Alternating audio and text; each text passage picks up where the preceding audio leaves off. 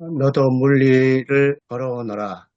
마태복음 14장 22절부터 33절입니다.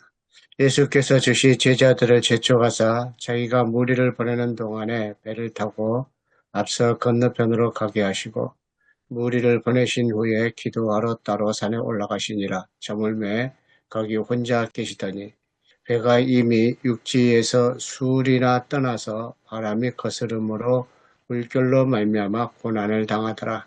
밤 사경에 예수께서 바다 위로 걸어서 제자들에게 오시니 제자들이 그가 바다 위로 걸어오심을 보고 놀라 유령이라 하며 무서워하여 소리 지르거늘 예수께서 즉시 이르시되 안심하라 나니 두려워하지 말라.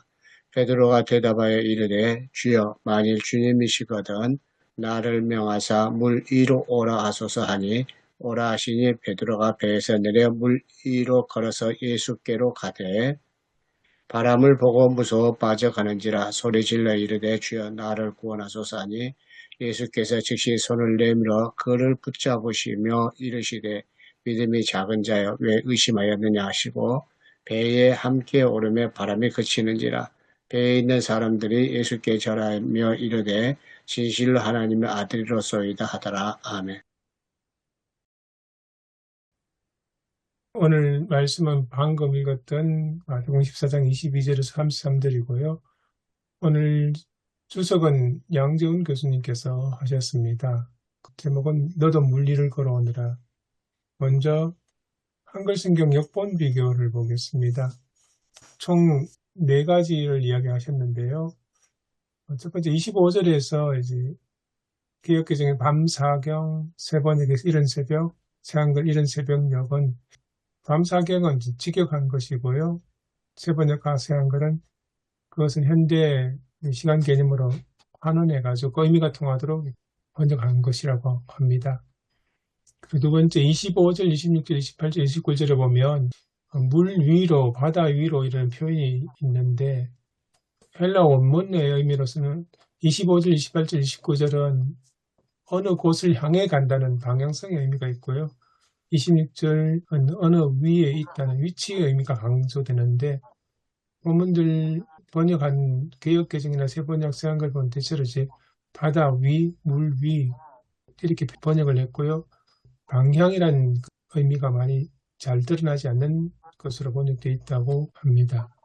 그리고 27절에 보면 원래 헬라어 의미는 용기를 내라, 담대하라 이런 의미라고 합니다. 초월적 존재 앞에서 두려워 떠는 제자들에게 겁먹지 마라 그런 의미인데 개역개정은 안심하여라, 세번역은 안심하여, 새한글은 힘내세요 이렇게 번역되어 있습니다. 그 양 교수님 한 가지 우려하는 언급이 있었는데요. 새한글의 힘내세요라는 번역은 24절에 그 제자들이 풍과 사투하는 그 장면과 연결해버리면 이게 제자들이 노력하고 더 힘내라는 그런 의미로 해석이 될 우려가 있다고 그렇게 언급을 하십니다. 그리고 33절에 예수께 절하며 개역개정판에 번역된 부분은 원래 신적 존재 앞에서 엎드려 경배한다는 의미입니다. 그것을 세번역은 무릎을 꿇고 새한글은 엎드려 절하며 이렇게 번역되어 있는데 세번역 번역이 오히려 이런 의미를 충분히 좀 담지 못한 것이 아닌가 그런 지적이 있고요. 그리고 33절의 그 고백 주체, 고백하는 그 고백의 주어가 2인칭 당신인데 세번역에는 선생님은, 그 새한글은 주님은 이렇게 번역되어 있습니다. 원래 이제 헬라 어미상에서는 여러분 아시는 것처럼 그 주어가 따로 서지 않아도 동사에 인칭이 들어가 있어서 주어를 알 수 있는데 그런 면에서 이제 세번역과 새한글의 선생님은 주님은 그러니까 원래 원문에는 없는 번역 용어인데 이걸 이제 본문의 맥락에 맞춰 가지고 넣은 것이죠. 거기에 비해서 개역개정판은 그 원문의 그 의미를 살려서 2인칭으로 주어가 드러나지 않지만 진실로 하나님의 아들이시니라 2인칭 표현으로 번역되어 있다고 합니다.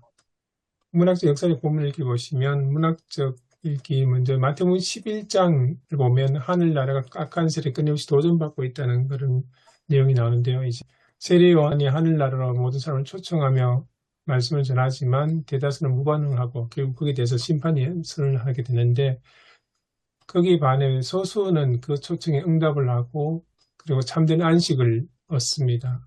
하지만 그들에게 주어지는 것은 세상으로부터의 괴롭힘과 모함입니다.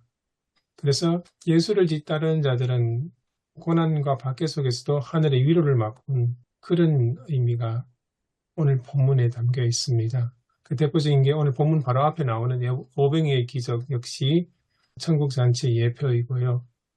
물리를 걸으시고 바람을 잠잠케 함 역시도 이 오병이의 기적을 일으키신 분, 천국 잔치의 예표를 보여주신 분이 어떤 분인지, 어떤 존재인지 보여주는 본문이기도 합니다. 그리고 예수님의 자기 정체성, 27절에 나다라는 표현과 제자들의 예수님의 신적 정체성을 고백하는 부분, 당신은 하나님의 아들이십니다는 이 부분이 이어지고 있습니다. 어떻게 보면 이 부분이 결론으로 이렇게 정립이 된다고 볼 수 있죠. 역사적으로 이렇게 보시면 마태복음 1세기의 독자는 박해 속에서 목숨을 걸고 예수님을 따르는 사람들입니다. 이걸 유추할 수 있는 부분이 이제 마태복음 8복의 9번째 복, 그 박해 받는 그 내용인데요. 8번째 복과 9번째 복은 둘 다 이제 박해에 관한 이야기인데 주어의 인칭이 바뀝니다. 앞에까지 3인칭이었다가 이제 9번째 복부터 2인칭으로 바뀌는데, 이런 모습을 통해서 마태복음 교회가 박해 상황이었다는 것을 유추할 수 있습니다. 그리고 마태복음 교회의 그리스도인들에게는 예수님을 따른다는 의미는 쫓기고 정처 없이 또 따라다니며 환영받지 못한다는 의미가 담겨 있고요. 그리고 복음 전파 때문에 채찍질 당하고 도망하는 신세, 그래서 이리떼 가운데 있는 어린 양 신세입니다. 그리고 그들을 붙드시고 버팀목이 되시는 분이 바로 하나님이신 예수님입니다. 이게 오늘 본문하고 연결되는 부분입니다. 그래서 예수님은 악의 세력을 짓밟으시고 우리에게도 그럴 능력을 주시는 분이십니다. 이게 오늘 저희들이 읽었던 본문 그 내용입니다. 신학적 명상적 본문 읽기 보시면 첫 번째는 지쳐있는 무리를 먹이신 예수님의 모습입니다. 이건 오늘 저희들 본문 바로 앞에 있는 오병이어 기적 이야기입니다. 그 오병이어의 기적이라는 것이 다름이 아니라 지쳐 쓰러져 있는 들 돌보시고 먹이시는 하나님의 모습 보여주는 것이고요. 그리고 예수님께서 떡과 물고기를 가지고 하늘을 우르고 감싸기도 하는 장면은 성만찬을 연상시키고 이게 훗날 천국 잔치를 미리 맛보는 그런 사건으로 보여집니다. 그 다음 오늘 본문에 나오는 무리를 걸으신 예수님은 우리를 돌보시고 먹이시는 분이 어떤 존재인지 보여주는 사건이기도 합니다. 3시에서 6시경 풍랑 속에서 제자들이 사투를 벌일 때 그 모습은 환란과 핍박 중에 분투하는 마태복음 교회의 처지와 유사하다고 할 수 있습니다. 아마 마태복음 교회 독자들은 이 본문을 읽으면서 자신의 모습을 생각하며 떠올릴 수 있었지 않았을까 싶습니다. 그리고 두 번째, 바다 위를 걸으신 예수님의 모습에는 26절 물 위에 계신다는 위치, 성경 여권대조할 때 나왔던 그 부분입니다. 26절이 다른 25절, 28절, 29절보다 다르게 예수님께서 물 위에 계셨다, 이것이 강조되는데요. 이 모습이 바로 초자연적인 모습을 더 강조하는 표현이기도 합니다. 그리고 이런 모습을 제자들이 보고 두려워하고 유령이라고 외칠 때 예수님께서 내다 두려워하지 말라 이렇게 이어지죠. 그래서 이런 모습들, 물 위에 계신 모습, 제자들의 두려움, 이 모습들이 바로 예수님의 신적인 존재를 부각시키는 장면이기도 합니다.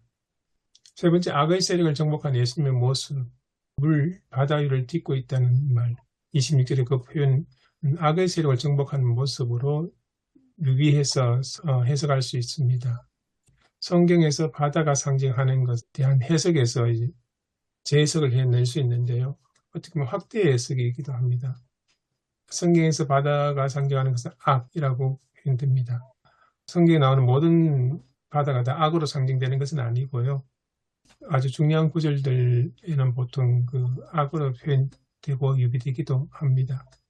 그리고 그 무리를 걸으시고 그 위에 서 계신 예수님의 모습은 악의 세력을 짓밟고 승리하신 하나님의 모습으로 그려지고요. 그리고 신적 존재 앞에서 두려워하는 제자들에게는 신적인 정체성 공개 나다. 에고 에이밍입니다. 그리고 풍랑이 이어서 잔잔해지면서 예수님의 신적 정체성이 잘 드러나기도 합니다. 오늘 본문 주석의 설교 중에 보면 본문의 주제는 환란과 박해 중에도 힘겹게 믿음을 이어가는 교인들에게 힘과 용기를 주는 것입니다. 그러니까 예수님께서 그들과 늘 함께 하시며 돌보신다. 이게 오병이어의 기적하고 연결되고요. 그리고 예수님은 악의 세력을 누르고 승리하신 분이다. 베드로를 물 위에 걷게 하신 것처럼 자신을 따른 성도들에게도 악의 권세를 이길 힘을 주신다. 이렇게 정리를 할 수 있습니다. 그리고 이제 오늘 우리 한국 그리스도인의 상황을 덧붙이시는데요. 초기 마태복음 교회의 그 박해와 환란 상황은 없지만 그것과 비해서 온갖 만몬이나 쾌락, 명예, 권력, 안락한 삶에 대한 유혹거리가 많다. 이렇게 이제 양 교수님께서는 정리를 하셨습니다. 설교는 이제 주석의 내용을 그대로 잘 요약하고 정리하셨는데요. 처음에 이솝우와 해와 바람 이야기 이제 도입 부분에 사용하셨는데, 그러니까 바람을 신앙에 대한 박해와 환란, 해를 신앙을 멀어지게 하는 유혹거리 이렇게 해석을 하셨는데, 요거는 좀 언급이 필요할 것 같습니다. 그러니까 이 이솝우와의 이야기를 재해석했다고 할 수 있습니다. 원래 의미는 이솝우와의 이 이야기는 이런 의미가 아니죠. 그거하고 이제 이어서 이제 주석에 대한 내용을 잘 정리해서 설교를 해주셨고요. 한번 보시면 될 것 같고, 좀 함께 생각하기 보시면 네 가지를 정도를 함께 생각했으면 좋겠다는 것을 정리를 했습니다. 첫 번째는 오늘 본문은 베드로처럼 용기 있게 도전하라는 말씀인가, 아니면 예수님이 누구신지를 보라는 말씀인가. 두 번째는 예수님이 물 위에 걸으신 것을 악을 짓밟는 사건이라고 어디까지 해석할 수 있는가.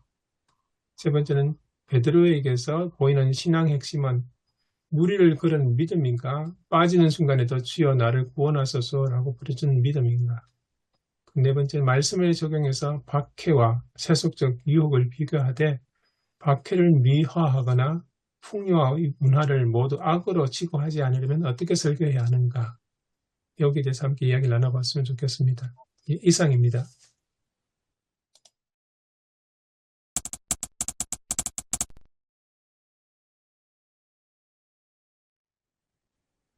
먼저 오늘 22절에 보니까 예수님께서 이제 제자들을 재촉해가지고 이제 가라자는 거죠. 네, 재촉하셨는데, 그럼에도 제자들이 배를 타고 건너가다가 풍랑을 맞이했자는 거죠. 네, 근데 보통 이제 예전에 어떤 설교에 보니까 예수님 말씀을 안 듣다가 예. 이렇게 풍랑을 맞이한다. 어찌 보면 예수님께서 오히려 떠밀다시피 해서 갔고, 제자들은 예수님의 말씀에 순종한 죄밖에 없는데 왜 재촉했을까? 그런 생각이 좀 들어요. 물론 이제 여기에 뭐 세리요한 죽고 5천 명을 이제 먹이니까 많은 사람들이 예수님을 그 세례요한 이후로 이제 그 뒤한 리더십으로 생각해가지고 뭐 그들의 어떤 왕 뭐 그런 의미도 있는 것 같은데, 왜 예수님께서 빨리 재촉해서 갔을까? 물론 본인은 이제 또 기도로 가셨지만서도 그 부분이 조금 이제 좀 생각하게 되네 보니까요. 네. 그 부분은 사실 목회적으로 굉장히 중요한 부분인 것 같기도 해요.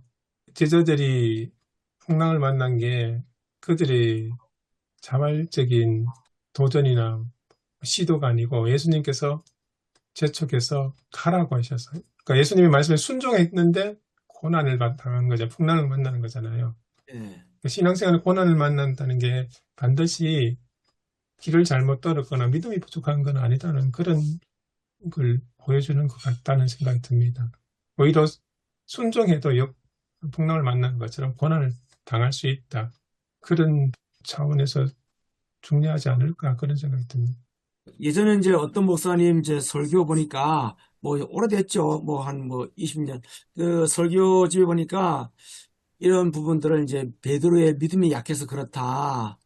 이제 그렇게 이제 요즘은 뭐 그렇게 설교하지 않지만은 예전에 그런 논조로 아마 지자들의 믿음 약함, 또 베드로의 약함, 그렇게 설교를 좀 한 것 같아 보니까 목사님들이 어찌 보면은 이거는 제자들의 잘못도 아닌데 또 베드로의 믿음이 뭐 그래 없는 것도 아닌데 저는 이 부분이 그 방금 말씀하신 재촉한다는 말하고 어떤 본문이 연시 떠오르냐면 변화산상에서 그 모습, 변화산에서 그 놀라운 장면을 본 베드로가 했던 말이 여기가 좋다고 했을 때 예수님은 내려가자 그러시거든요. 그 내려가는 길은 결국은 십자가의 길로 쭉 가시는 길이잖아요.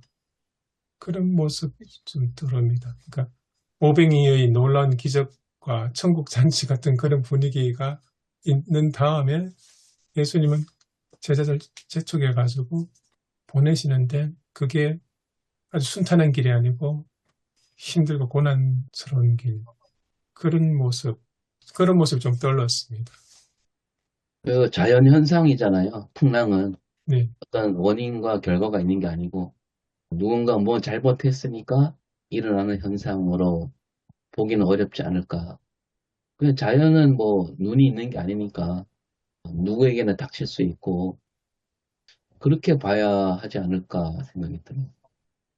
어떤 변수가 아니라 그냥 상수로 받아들여야 된다. 일단은 그렇게 봐야지.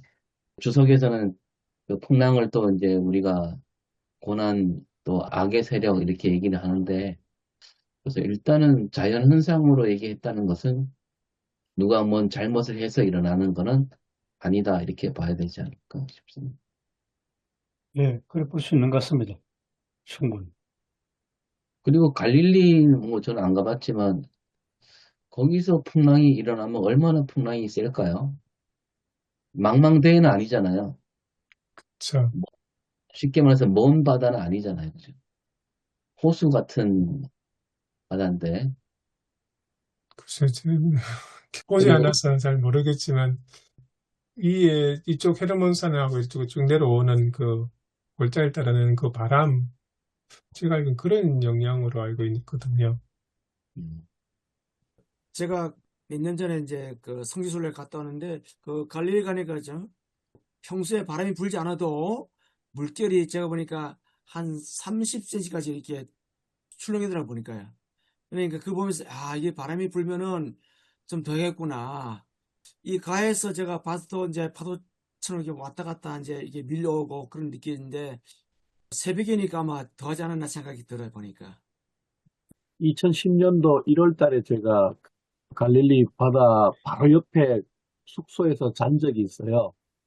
그런데 그야말로 날씨가 좋았는데 갑자기 이제 성경에 있는 그런 상황이 펼쳐졌어요. 갑자기 바람이 불면서 그야말로 그 잠을 못 잘 정도로 그리고 바깥이 그야말로 뭐 어떻게 되는 것처럼 그렇게 되더라고요. 그걸 제가 경험을 했어요. 지금 이제 최영재 목사님 이제 말씀하신 것처럼 그 헐몬산과 그 골란고 쪽에서 내려오는 바람이 일종의 그 지형 자체가 이제 갈릴리 호수에 물이 있는 곳이 해수면보다도 훨씬 더 아래에 있거든요. 200m인가 뭐 사이는 더 내려가 있고 400m 정도까지 내려가 있고 그러다 보니까 급격한 지형적인 어떤 깔때기형 모양으로 그냥 그렇게 계곡으로 떨어지는 거죠, 바람이. 그래서 그 바람 세기가 얼만큼 세냐면은 작은 고깃배들은 뒤집을 만한 그런 풍랑이 일어나는 거죠. 그런 상황이니까 또 사실 그렇게 멀지는 않아요. 이게 건너편으로까지 만약에 제자들이 열심히 노를 저어가지고 그냥 건너가고자 하는 목적만 있었다면 충분히 건너갔을 텐데 밤 사경이 되도록 그냥 그렇게 한 거잖아요. 사실 오병이어의 사건이 일어나고 난 다음에 제자들이 기적의 현장 가운데 있었을 때에 얼마나 우쭐한 마음도 있었고 그 영광의 자리에 있으면서 특별히 예수님의 제자들이었으니까 거기에서 뭔가 뭐라도 된 것처럼 승리자의 어떤 느낌, 마음이 막 있지 않았을까. 그래서 떠들고 아까 봤냐고 그 기적의 뭐 이런 상황들 가운데서 이런 어떤 서로 간의 얘기도 하면서 그냥 유람선 이렇게 타고 건너가듯이 그렇게 설렁설렁 가다가 바람을 만나고 그 바람이 만났을 때 성경에 보면 바람이 거슬렀다 그러잖아요. 수리나 갔는데 그 수리밖에 못 갔을까 왜? 그러다가 바람이 더 점점 강해져 가니까 나가지도 못하고 풍랑 만나고 아마 그런 어떤 상황이었지 않았을까 그런 생각을 좀 이렇게 저는 상상을 한번 해봤어요. 충분히 그럴 수도 있겠다. 건너가고자 하는 그것만 있었다면 예수님께서 재촉했을 때 얼른 갔겠죠. 그런데 거기에 순종은 순종이지만 온전한 순종이었을까? 그야말로. 딴짓 하다가 그냥 이런 고난도 만나고 역경도 만나고 그런 모습이 아닐까. 네, 본문의 분위기를 보면 말씀하신 대로 오병이어의 어떤 기적을 제자들이 직접 목격하고, 야, 이제는 뭔가가 자기들이 뭐 굉장히 우쭐할 수 있는 그런 마음이 아니었을까. 뭐 빨리 건너갈 마음이 전혀 없는. 그래서 예수님이 다그쳐서 빨리 건너가라고 했을 것 같은 그런 생각이 드네요. 말씀 듣고 보니까. 또 오병이어를 그렇게 볼 수 있죠. 주가가 팍 치솟아서 갖고 이제 예, 장밋빛 미래를 꿈꾸고 예, 예수님이 곧 우리 지도자가 되어서 나라를 뒤엎고 새로운 왕국을 건설하는 그런 기대감에 부푼 예수님이 재촉했다는 것도 그런 의미로 좀 뇌피셜이지만 그런 데 빠지지 말라는 뜻으로 이렇게 좀 빨리 보내지 않았을까라는 생각이 듭니다. 예, 요즘 식으로 주가가 갑자기 폭등돼가지고 네. 기분도 좋고 뭔가 된 것처럼 이제 사실 먹고 사는 문제를 해결한 거나 마찬가지잖아요. 방금 오 목사님하고 그 조 목사님 말씀 듣고 23절을 가니까 역시 예수님은 산으로 기도하러 올라가셨고 예. 역시 예수님은 혼자셨다 하는 것이 23절에 좀 더 돋보이게 들어오는 것 같습니다. 제자들의 우쭐함, 야 이제 됐다는 뭔가가 어떤 우리 살 길이 보장됐네. 그런 제자들을 보면서 예수님은 역시 혼자셨구나. 그리고 예수님께서 산으로 기도하러 올라가셨지 않습니까? 그 와중에 제자들은 갈릴리 호수에서 풍랑을 만나서 고생하고 있고, 이 두 장면도 사실은 잘 대조가 되고 대비가 되는 장면이기도 하죠. 근데 주가가 폭등했는데 갑자기 폭락했던 음. 그런 느낌.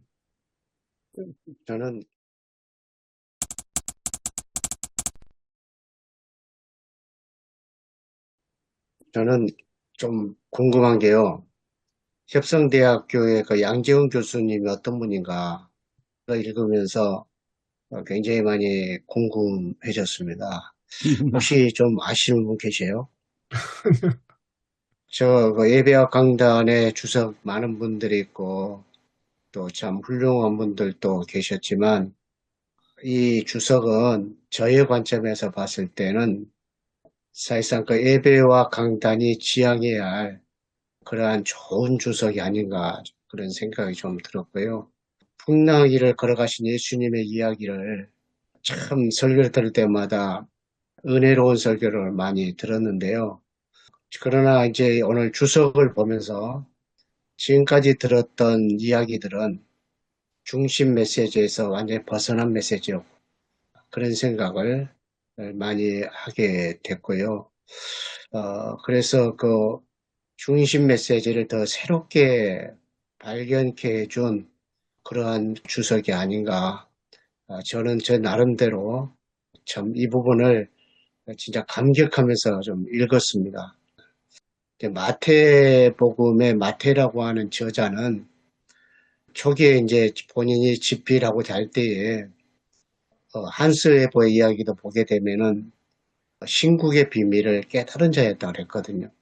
하나님의 나라의 비밀을 깨달았던 사람으로서 이제 이 주석도 쭉 읽어보면서 따라가면서 성경 보면서 찾아서 보니까 다 한 줄로 깨는 것은 바로 하나님의 나라더라고요. 쭉 해서 10장부터 하나님의 나라에 대한 이야기를 쭉 하고 있는데 그래서 하나님의 나라의 관점에서 무리를 걸으신 예수님의 이야기를 풀어냈다는 것이 어떻게 보게 되면은 어떤 풍랑에 대한 자연적인 어떤 일에 대한 것이보다도 정말 예수님을 따른다는 것이 무엇인가, 그러한 정체성, 그러한 부르심에 대한 것이 무엇인지를 이 사건을 통해서 한마디로 요약해주는 그런 본문으로서의 모습이 아닌가, 좀 그런 생각이 들었고요. 그래서 저는 아무튼 양재훈 교수님의 이 주석이 왜 이렇게 했는지에 대해서 그것 좀 더 깊이 따라가 보는 것이 본문의 중심 메시지, 저는 그런 생각을 하거든요. 우리가 설교가 어떤 설교가 돼야 되냐라고 했을 때에 그 말씀의 중심 메시지가 뭔가, 그것을 깨닫는 것은 하나님의 그 진리에 더 가까워지는 거라고 보거든요. 그래서 중심 메시지가 뭔가, 그걸 깨닫고 그 중심 메시지를 고민하면서 우리의 삶의 상황들을 이제 적용해서 하나님의 말씀을 전파하는 것이, 이게 오히려 또 오류가 덜 된 그런 설교가 아닐까. 뭐 제가 완벽한 건 아니지만 또 누구도 그럴 수도 없지만, 그러나 좀 더 가까워진다고, 오류가 더욱더 극복되어진다고 한다면 중심 메시지가 무엇인가, 그것을 찾고 그것을 이제 적용해 가는 설교가 저는 중요하지 않는가, 그런 생각이 드는데, 저는 이제 우리 한국 교회의 설교의 형태를 보게 되면은 진짜 자기 마음대로거든요. 보는 관점에 따라 가지고 거기서 확대해서 가는 것들이 굉장히 많은데, 사실상 이런 주석의 과정들을 통해서 중요한 것은 진짜 이 안에 중심 메시지가 뭔가, 그것을 밝혀주는 거라고 봐요. 그래서 저는 이 주석이 진짜 평가를 하고 싶은 것은 중심 메시지가 무엇인지를 진짜 새롭게 발견하게 해준. 그래서 제가 이제 그 주석 이렇게 볼 때마다 다른 책들을 많이 보거든요. 또 다른 데는 뭐가 있는가, 그런 것들 많이 찾아보는데, 저는 이거 읽어보면서 야, 다른 책도 보고 싶지만 보지 않아도 이것으로도 해결할 수도 있겠구나, 그런 생각이 좀 들 정도로, 저는 아무튼 이 주석에 대해서 정말 어떤 관점에서 보셨는지는 모르겠지만 저의 관점에서는 좀 높이 평가해주고 그런 생각이 듭니다. 그러면 오늘 방금 말씀하신 저는 중심 메시지, 오늘 본문의 핵심이 무엇인지 같이 이야기를 나눠보면 좋겠습니다. 제가 첫 번째 질문은, 오늘 본문은 베드로처럼 용기 있게 도전하는 말씀인가? 예수님이 누구신지를 보라는 말씀인가? 이렇게 질문을 드렸거든요. 그거와 함께 이제 목사님들 생각하시는 오늘 본문의 그 핵심되는 메시지가 뭔지 그 이야기 같이 나눠주셨으면 좋을 것 같습니다. 네, 우리 문 목사님, 이 본문에서 이제 중심 메시지가 무엇인가 말씀하셨는데, 저도 33절에 보니까 끝에 제자들이 이제 풍랑이 조금 해결된 다음에 당신은 하나님의 아들이십니다, 이거 고백하자는 거죠. 여기 보면은 예수님이 누구신가? 제자들은 앞에서 오병이의 기적 사건을 보면서 또 도취되었고, 또 그러다 보니까 이제 이 갈릴리 바다에서 좀 앞으로 나아가기보다 뭐 거기에 도취되어 있다 보니까 자기들도 뭔가 이렇게 큰일 할 수 있겠구나. 근데 결국은 이제 그 풍랑 앞에서 자기들이 이제 좌절을 경험하고 나중에는 예수님의 고백, 당신은 하나님의 아들이십니다. 제가 볼 때는 오히려 믿음보다도 그 예수님이 누구신가, 하나님 나라와 관점에서 예수님께서 이루고자 하는 하나님 나라가 어떤 나라인가, 예수님 어떤 분이신가, 이 부분을 말하지 않았나 생각이 듭니다.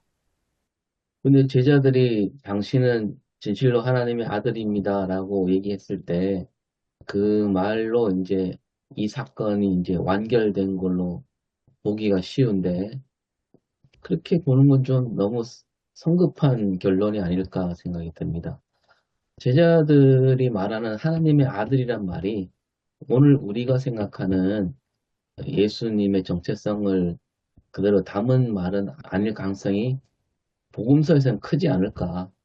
사실 제자들은 끝까지 예수님을 제대로 알지 못하잖아요. 심지어 3일 만에 살아났어도 제자들은 그 의미를 알지 못한 채 그냥 고향으로 돌아가잖아요. 나중에 이제 성령 사건 이후에 그들이 이제 모든 일을 새롭게 깨우치고 하나님 나라 복음을 알리는 사람들이 되었다고 봐야 되는데, 여기서 말하는 하나님의 아들은 그냥 단편적인 그런 의미가 아닐까.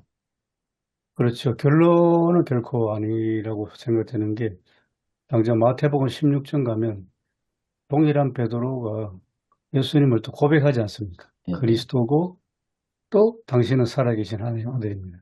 어떻게 보면 동일한 고백을 하는데 그 칭찬했죠. 너는 이제 시몬이 아니라 베드로다. 그리고 내가 이제 십자가에 고난과 순환 당하겠다 하니까 역시 같은 베드로가 절대로 그럴 수 없습니다 하고 막 예. 예수님께 호되게 나무라듯이 그렇게 이야기했다는데 마태복음 16장에 보면 그러면 이제 12장 이 마지막에 오늘 본문의 마지막에 당신은 하나님의 아들입니다. 또 16장 6절인가요? 18절 당신은 살아계신 하나님의 아들, 살아계신 덧붙입니다. 그런데도 그 하나님의 아들에 대한 이해가 결코 십자가에 달리신 고난당하는 하나님의 아들은 아니다는 것을. 오병이어를 그리고 물고기 5마리, 보리떡 2개로 5천 명을 먹이시고 물 위로 걸어오시는 그런 어떤 슈퍼 초능력자의 하나님 아들로 여전히 이해하고 있는 게 어제 본문에서도 데나리온 동전 얘기하면서 나왔잖아요. 가이사가 하나님의 아들로 돼 있잖아요. 그러니까 그런 의미로서 어떤 정치적인 지도자, 그런 의미로 얘기한 게 아닐까. 이 그렇다면 고백은 계속되지 않습니까? 마태복음 있지만은 결국 박해당할 때도 예수 그리스도는 하나님의 아들이시다. 그다음에 사도신경에 들어가서도 신앙 고백에도 하나님의 아들, 내 아들 예수 그리스도. 그때마다 그 상황에서 이 하나님의 아들에 대한 이해가 바른 고백이었는가? 그런 것을 우리가 한번 점검해 볼 필요도 있겠다는 생각이 듭니다. 그렇다면 그러면 오늘 이제 그 본문 마지막 절에 있는 제자들의 어떤 신앙 고백을 담아가지고 했다는 것보다 오병이어 사건, 그다음에 이제 풍랑을 잔잔케 하는 예수님의 그런 능력을 보고 일시적인 그런 생각인가요? 그죠? 그러면 그렇게 보는 게 더 맞지 않을까요? 예. 마지막 부분에 이 제자들의 신앙 고백이면서 어떻게 마태 공동체 신앙 고백이었지 않았을까 싶기도 하거든요. 근데 단지 그 내용에 대한 의미, 이게 완전하지 않았던 건 아닐까.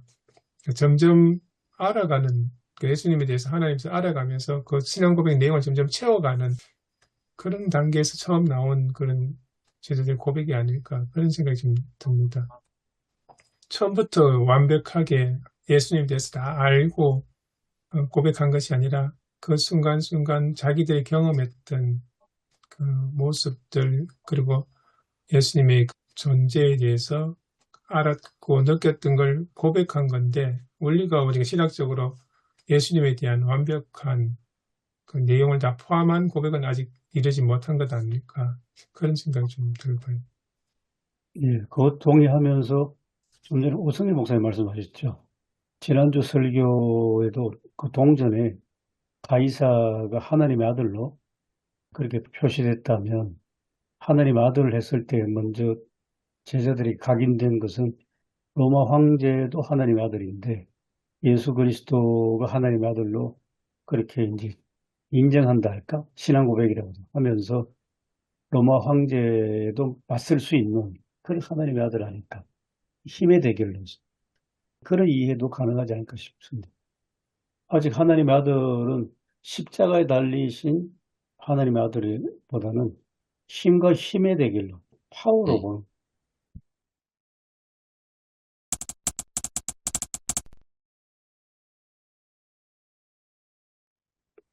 양지영 교수님께서 이제 쭉 주석해 주는 내용의 그 맥락들을 보게 되면은 일단 제 생각에서는 본문을 대해서 구체적으로 이럴까 저럴까 생각했을 때에는 본문이 말하고 하는 중심 메시지에서 완전히 벗어나 버릴 수 있는 가능성이 많이 높다고 보거든요.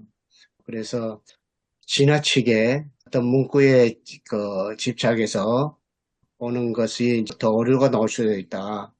저는 그렇게 좀 생각을 좀 해서 조심해야 된다고 보고, 그러나 이제 마태복음의 저자가 전체적으로 기록할 때에 어떤 생각에 가지고 쭉 서술해 갔는가, 그것을 보는 것이 중심 메시지를 밝혀내는 것이 아닌가, 좀 그런 생각이 들고요.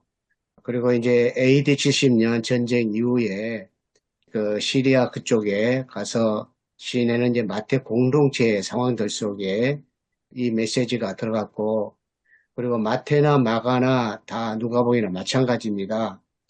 이야기들을 거기에 맞춰서 다 구성한 거거든요. 그러니까 9장이 나왔다고 해서 이제 그 다음에 이제 10장이 되고 11장이 되고 그런 스타일은 아니거든요. 그래서 지금과 같은 이제 번역 해석들은 본문의 중심에서 좀 이렇게 어긋날 수 있는 것이 아닐까. 저는 그런 생각을 좀 해보고요.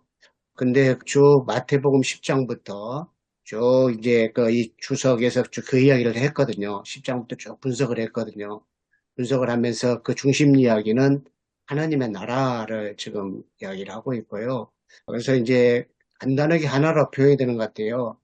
하나님의 나라는 침노를 당하기도 하고 침노하는 자의 것이기도 하고, 그래서 악에 의해 가지고 하나님의 나라가 큰 시련을 받을 수 있다. 그것을 쭉 이야기했고, 그래서 많은 얼마나 박해와 어려움을 당했느냐.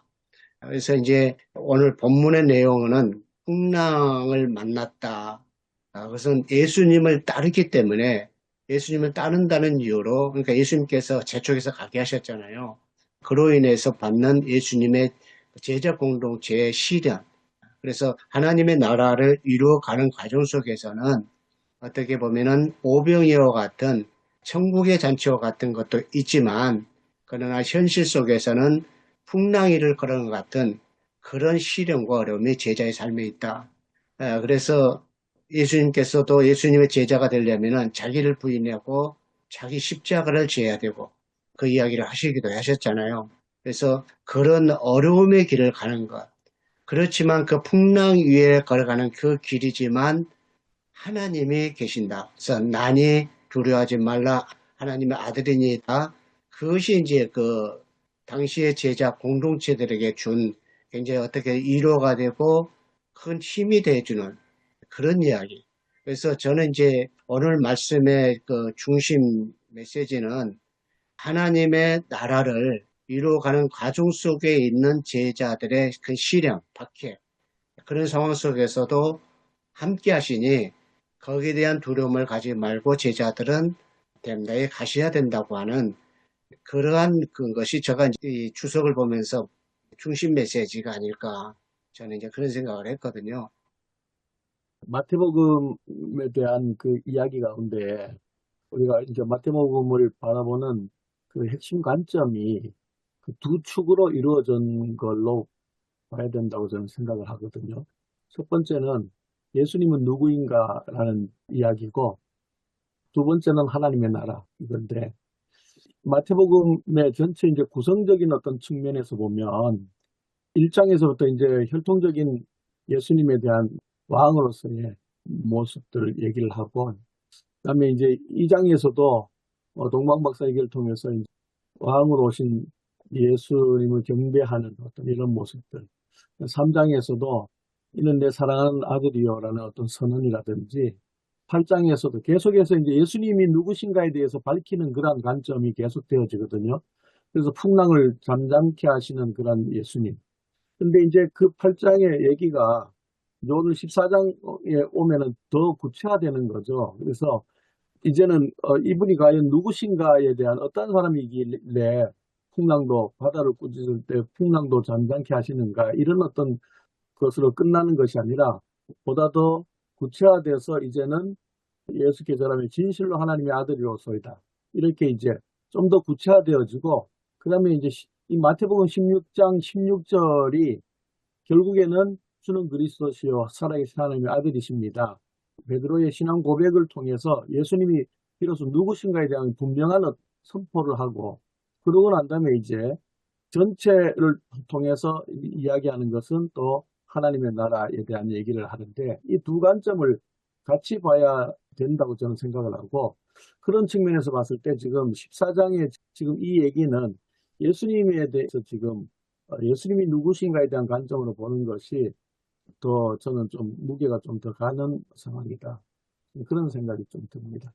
그리고 이것을 이제 최 목사님 첫 번째 질문에 베드로처럼 용기 있게 도전하는 말씀인가라는 걸로만 보면은 굉장히 좀 위험한 어떤 모습이 될 수가 있고 결국에는 예수님께서 이 바다 위로 걸어오라고 했을 때에 베드로가 그 예수님을 바라보면서 그 믿음 안에서 예수님의 그 명령 안에서 믿음 가운데서 거기를 걸어가는 거지 그냥 용기 있게 한번 그냥 이렇게 그것만으로 갖는 것은 아닌 상황이니까 그런 어떤 면에서 이 본문을 좀 봐야 되지 않을까 그런 생각이 좀 듭니다. 제 생각은 지금 마태가 이 글을 쓰고 있잖아요. 쓰고 있을 당시에는 이미 마태는 예수님이 누구인지 정확히 알고 또 예수님에 대한 신앙도 이미 말하자면 그 완성이 됐다고 봐야 되고 예수님은 정말로 이 땅을 구원할 메시아, 고난받고 십자가 지고 부활하신 그 메시아라는 것을 이미 신앙이 생긴 다음에 쓴 거잖아요. 그죠? 그러나 지금 이 사건 현장으로 들어갔을 때는 그때 마태나 제자들은 아직 모르고 있었다는 거죠.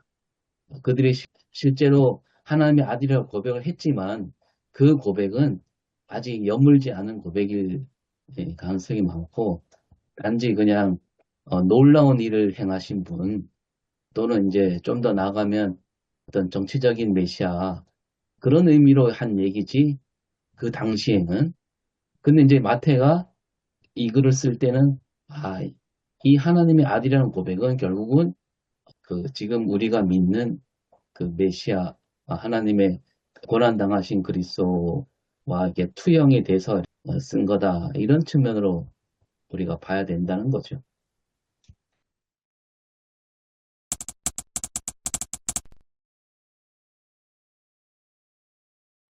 그래서 저는 뭐 생각해 보면 제자들이 갈릴리 바다를 모르는 사람들이 아니잖아요.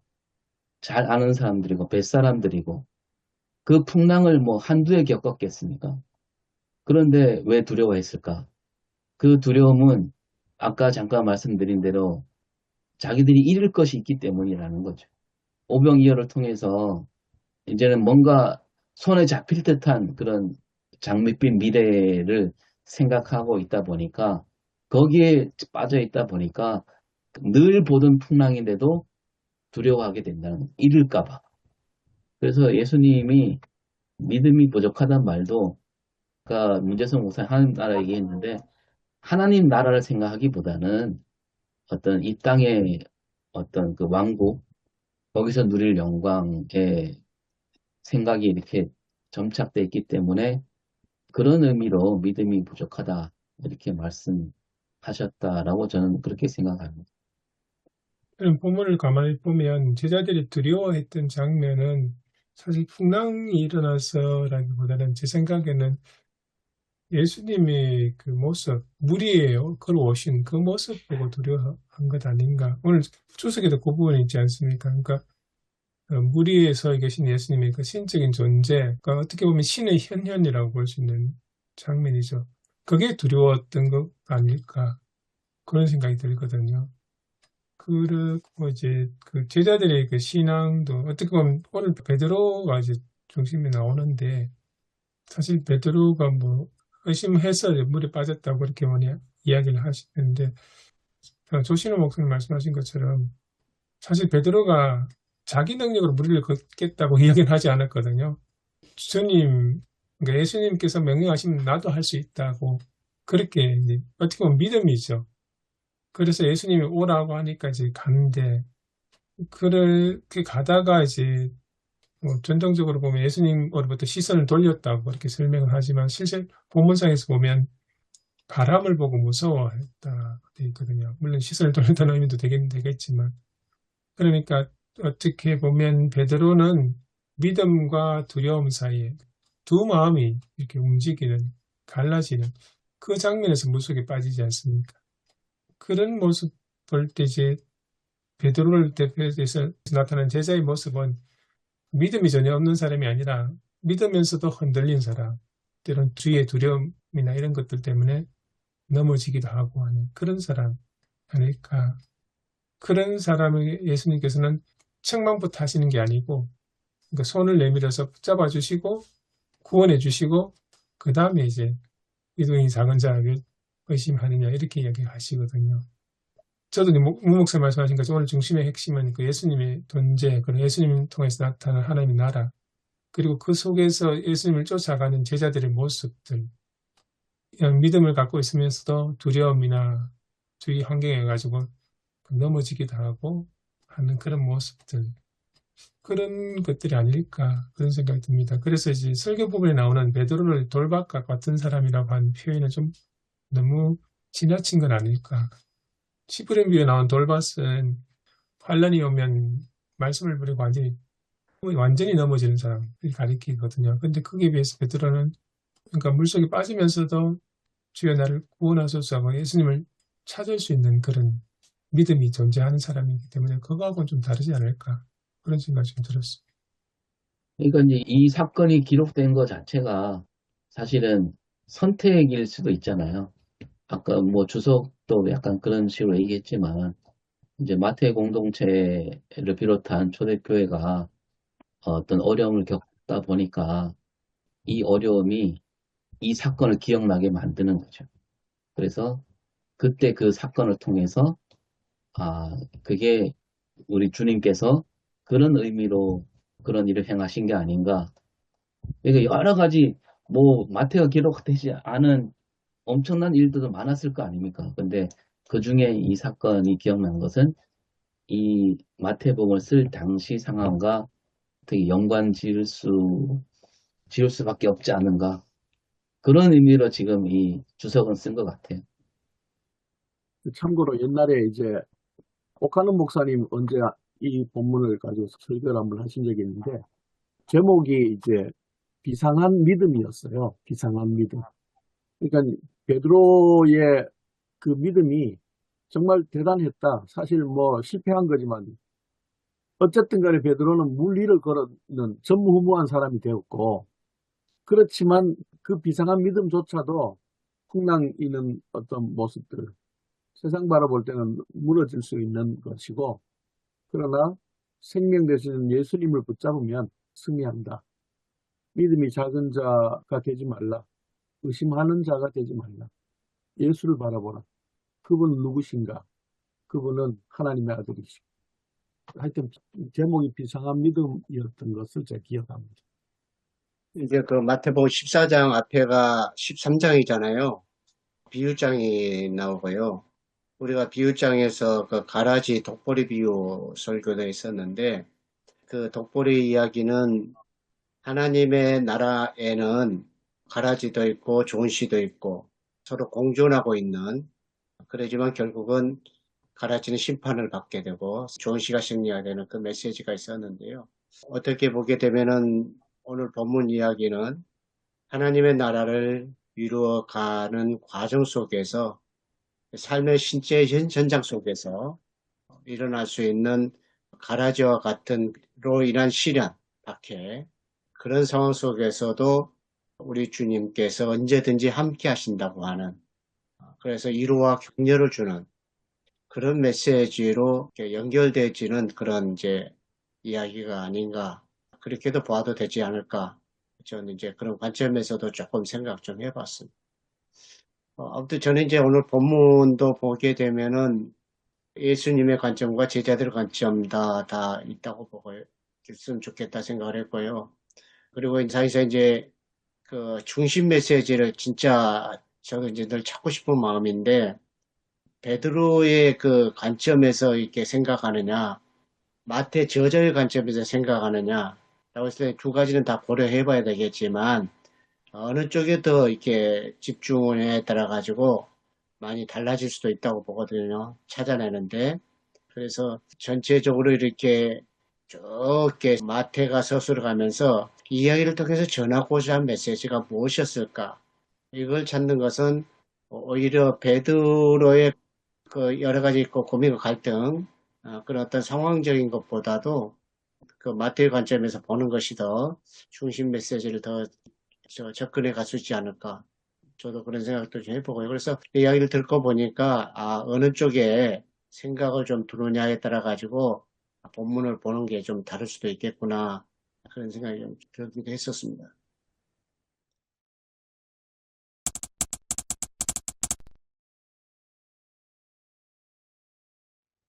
이게 그 당시 마태복음 기록과 관련한 마태 공동체에 예수님에 대한 이해가 가연서라고 관련돼 있나? 지금 그런 생각 들거든요. 무슨 말이냐 하면, 우선 이제 오병이어 사건을 봐도 실제로 먹는 것을 예수님 주셨지 않습니까? 실제로 먹는 걸 먹을 걸 주신 거고, 그리고 먹을 걸 주신 예수님은 피와 살을 가지고 있는 몸을 가지신 예수님인데, 근데 그 다음 장면 보면 예수님이 무리를 걸어오시니까 제자들이 헛개비라고 하지 않습니까? 그러니까 피와 살이 없는 헛개비 예수라고 기겁을 하고 두려워했다는 게 나오거든요.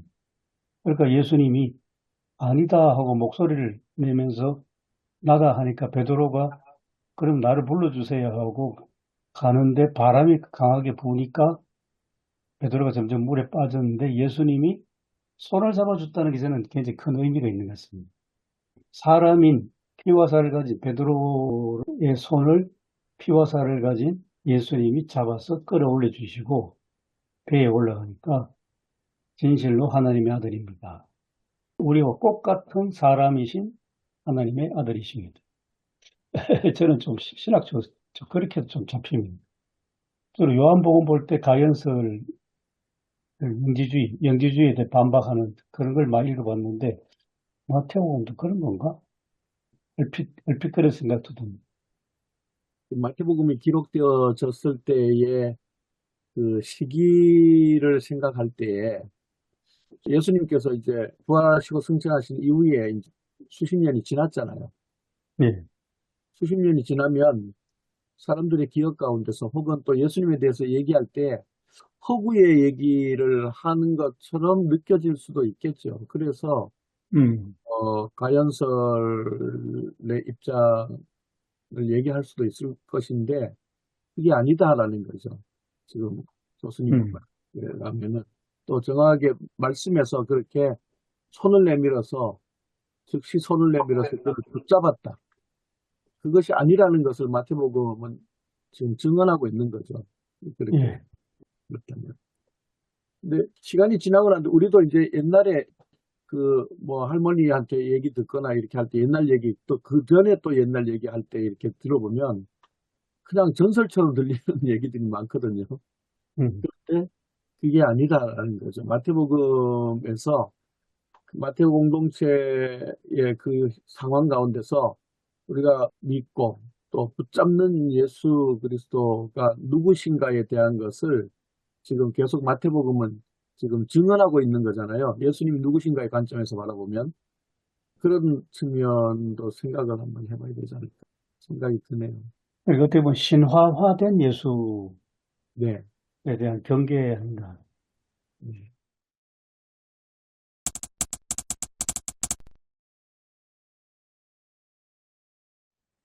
저는 설교 방향은 풍랑 가운데 뭐 함께 하신 주님, 예수님, 이렇게 이제 포커스를 좀 맞춰 가려고 합니다. 그리고 이제 뭐 말씀에 순종했는데 풍랑이 찾아왔고 또 그리고 우리가 땅에서 오늘 우리를 흔드는 풍랑은 무엇일까? 또 그리고 이제 본문 속에서 그럼에도 풍랑 가운데 예수님께서 또 찾아오셨고 또 그리고 오늘 또 우리에게 손을 내미시는 주님 또 교회는 어떻게 아픈 자들에게 약한 자들에게 손을 내밀 것인가 그런 어떤 스토리로 이렇게 설교를 준비할까 합니다. 저는 너무 설교 주석이 좋아요. 이게 바르게 설교할 수 있는 좋은 설교 주석이 아닌가 그런 생각이 들고요. 그래서 참 어느 초점을 맞춰야 되느냐 고민은 굉장히 많이 됩니다. 좀 어려워 주제를 잡기가 설교를 딱 잡기 좋을 때 저 임금님 시리즈를 하다 보니까 임금님을 좀 넣고는 싶은데 넣을 자리도 없고 그래서 풍랑 속에 찾아오신 뭐 예수님 뭐 그럴까 어떨까 뭐 그런 생각하고 있습니다만은 어떻게 보면은 이 부분은 하나님의 나라 속에 있는 제자도를 이야기하는 것도 아닌가. 예수님의 제자가 된다는 것은 예수님을 따른다는 것은 오병이어에서 일어나는 진짜 신나는 일이잖아요. 어마어마하게 신나고 뭐 천국 같은 그런 뭐 막 포도도 막 나눠줄 수 있으니까.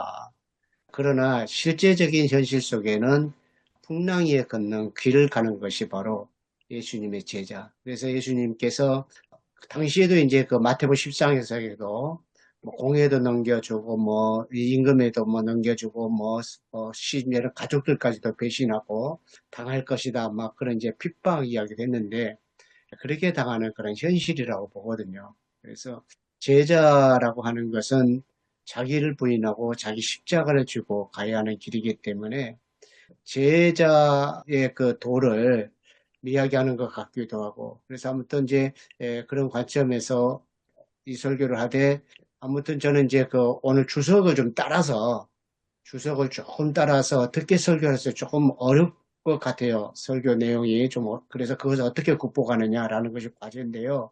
워낙 제가 봤을 때는 이 주석이 진짜 그 새로운 도전을 줄 수 있는 또 바른 설교를 찾아갈 수 있는 길을 가르칠 수 있는 그런 주석인 것 같기도 하고 그래서 저는 이 주석을 따라서 어떻게 하면 설교를 해볼 수 있을까 좀 그런 쪽에 좀 고민을 좀 해보고 있습니다. 저는 그 아까 문재성 목사님 하나님 나라 얘기 많이 하셨는데 마태 공동체는 결국은 예수님이 말씀하신 하나님 나라를 이루는 어떤 과정 중에 있잖아요. 그런 과정 중에 어려움도 많이 생기는데 그 어려움이 바로 풍랑이고 그러나 그 어려움을 딛고 반드시 그 예수님을 따라 살면 반드시 하나님 나라가 이루어진다라는 그런 믿음을 독려하는 그런 이야기로서 마태가 집어넣었다는 생각을 해서 어쨌든 고난과 박해가 있지만 하나님 나라는 반드시 이루어진다는 믿음 잃지 말고 우리 계속 이렇게 나가자. 마태의 의도가 그거다. 이렇게 생각하고 거기에 맞춰서 설교를 할까 싶습니다. 저도 거기 동감합니다. 결국은 예수님은 승리자이다고 하는 거, 하나님의 나라가 승리한다는 메시지를 준 것 같아요. 곽선희 목사님 한번 뭐 설교에 자주 역설을 많이 사용하시는데 신앙인의 불신앙. 네, 분명히 신앙인인데 때로 자주 불신앙인의 모습도 있다. 오늘 설교 제목이 너도 물리를 걸어오너라 되어 있는데 그 자칫 잘못 오해하면 뭐 특별한 능력이나 성공에 대한 약속으로 들려질 수 있는 위험성이 있는 것 같아요. 그보다는 이제 두려움 속에서도 주의 말씀을 의지해서 주님께로 나오라. 그런 식으로 어느 정도 제한해야 되지 않을까. 믿음과 의심 사이에서 붙드시는 손, 뭐 이렇게 라든지 아니면 나다 두려워하지 말라, 뭐 이런 식으로 예수님께 초점을 좀 맞춰야 되지 않을까 그런 생각 좀 합니다. 저도 동감입니다. 본문이 얘기하는 것은 분명히 베드로가 주인공이 아니거든요.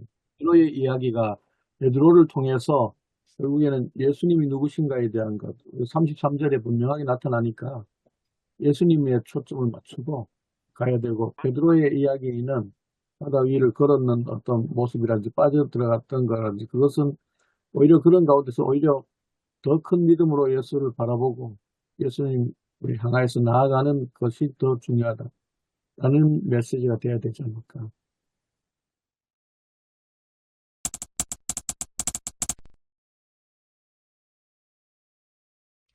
사랑거리가 많으신 하나님 아버지 참 감사를 드립니다.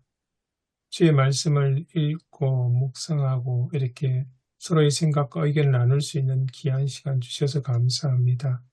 주님, 저희들이 말씀을 깊이 생각할 때마다 그 말씀의 참된 의미를 깨닫게 하시고 저희들 향해서 말씀하시는 하나님의 음성을 들을 수 있게 해주옵소서. 우리 목사님들 한 주 동안도 더운 무더위 속에서 주의를 준비하며 말씀을 준비할 때 성령께서 도와주시고 그 말씀이 참으로 살아있는 하나님의 말씀으로 선포될 수 있게 역사해 주시옵소서. 감사드리며 예수님 이름으로 기도합니다. 아멘. 그렇습니다. 네, 수고하셨습니다. 건강하십시오. 네, 건강하세요.